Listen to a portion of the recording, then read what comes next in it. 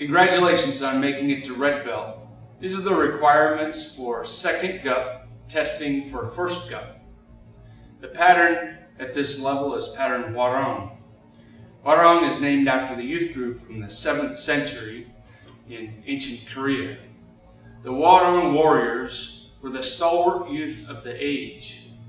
They were like the samurai before the samurai era. They were trained in calligraphy, music, singing, as well as weaponry and the art of war. The other children, other young people around at that time, teased them and called them the flower children. That's what Warong means. So they said, okay, we'll show you just how pretty and flower we are. They became the most fierce warriors of the time. Also very cultured and became politically adept at the time. So it's a very proud era for the Korean people. Also, maybe you want to think about how that is for you at this point in your training at red belt, on your way to first degree black belt. Good luck. Warong Tu.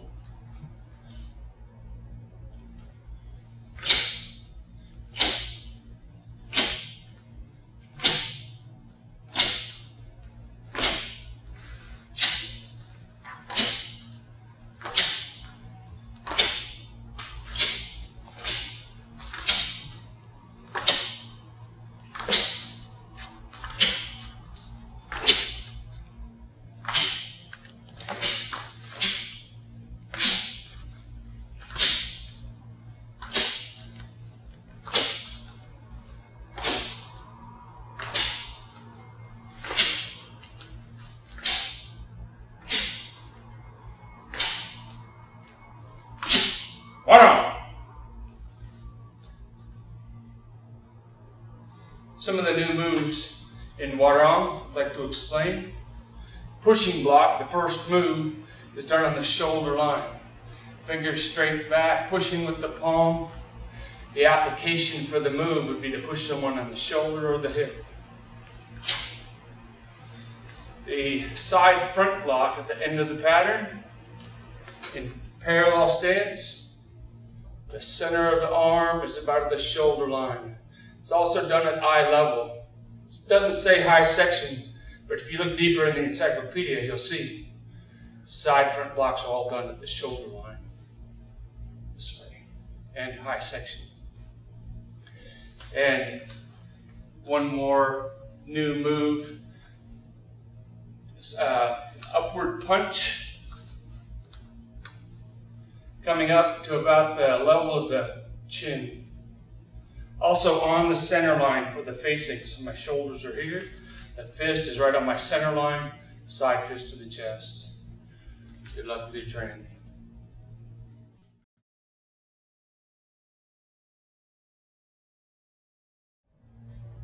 Red belt kicking requirements. We're going to start off talking about checking kicks and pressing kicks.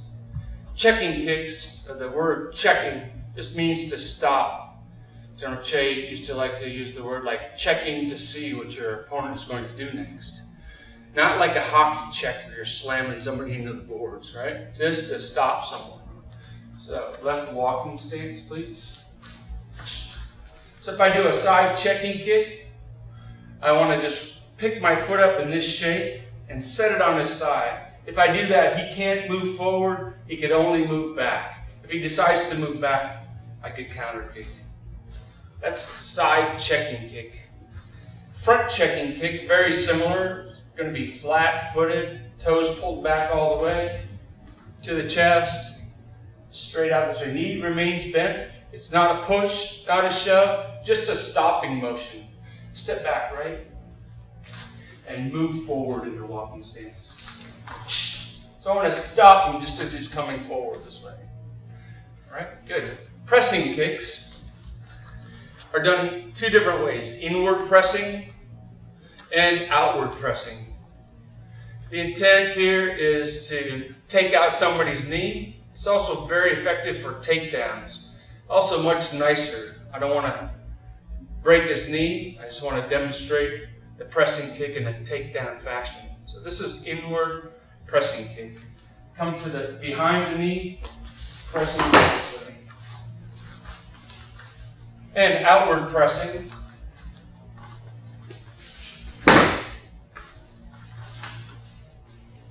Okay, good. Next, 180 hook kick. Grab that target there for me, sir. 180 degrees means my rear foot is kicking, spinning around, doing a a reverse hook kick, called a 180 hook kick.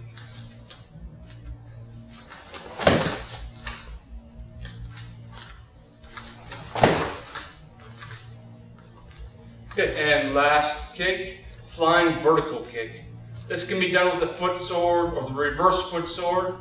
Same idea, I want to attack my opponent from the side angle with my foot in a vertical line.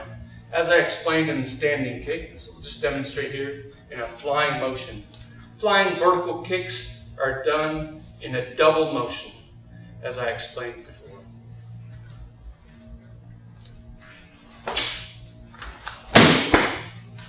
Double motion being that the opposite knee brings you up, then the kick happens. All right, continue with your training. Thank you.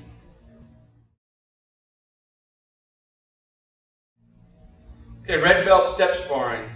The step sparring requirement at this level is called semi-free basic. Semi-free basic, the format is that there are 2 exchanges.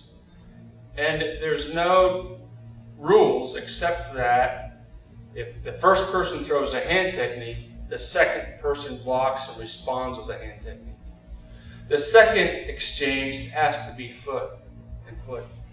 If the initial attack is with a foot, then you have to respond with the foot, and the second set has to be hand techniques. So we'll go through and explain it as we go along. So we both start attention and bow. Both step back in the attacker kiops. I'll attack the first time.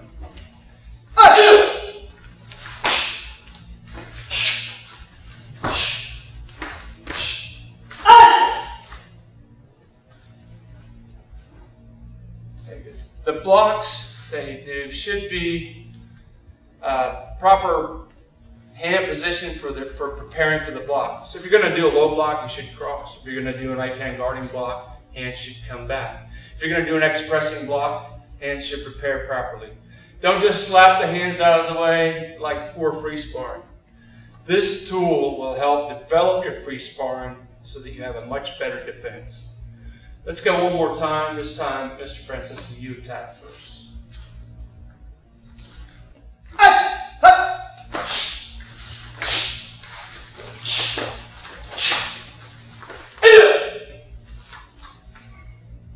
Thank you, sir. Good luck with your training.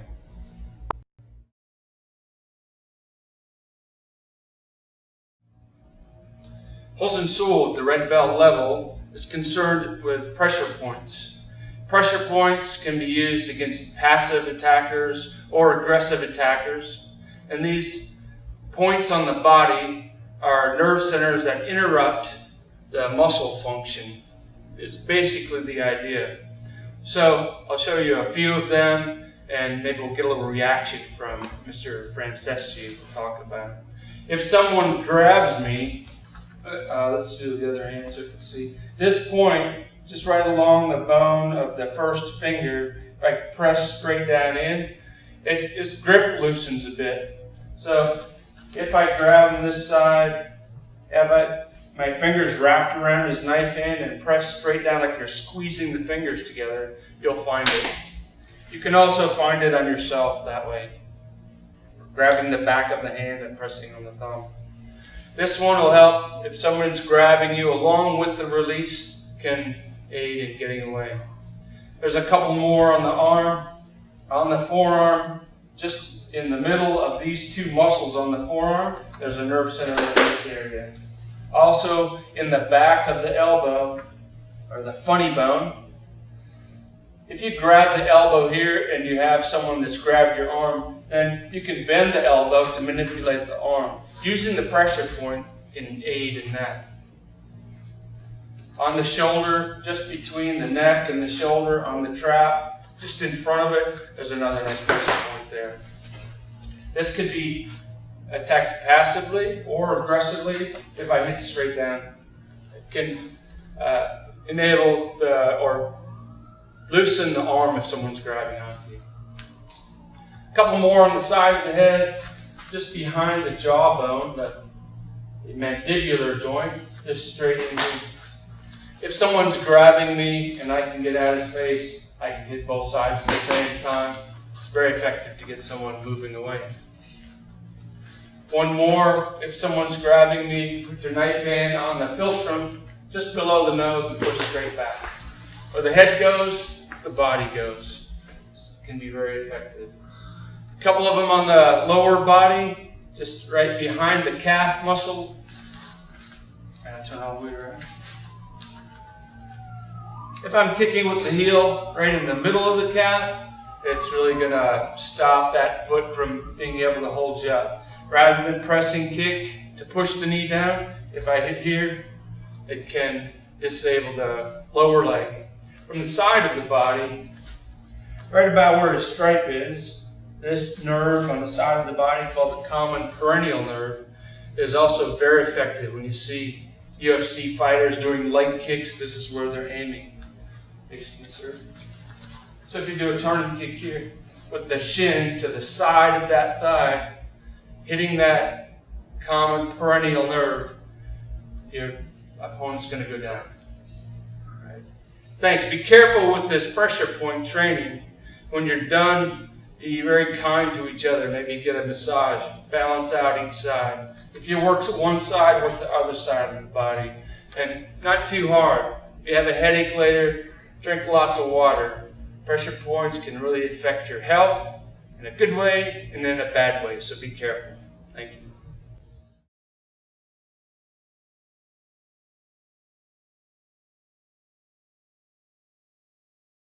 I'm Master Thibado, and I'm a 7th degree black belt. I've been training in Taekwondo since 1975. I'll be promoted sometime this year to 8th degree black belt.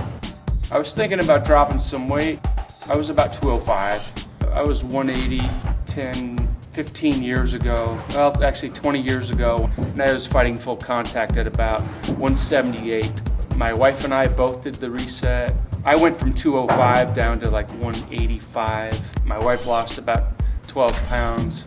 Other black belt lost like 30 pounds. It's amazing. That's first of the year. Today is April 2nd. In the preparation for that test, and I had been working out really hard, and a couple times a week when I go home I'd have severe muscle cramps. Our friend recommended that I try a handful of the health pack. So that week that I tried the health pack, I didn't have any muscle cramps. It was great. Damn, the supplements worked. I'm hooked. Ever since I've been on them, the muscle cramps went away. The difference that I've noticed in taking the health pack twice a day is clarity of my mind, the endurance, the level of tiredness at the end of the day. My flexibility is better. I'm with kids most of the day. A lot of them are sick all the time. I never get sick.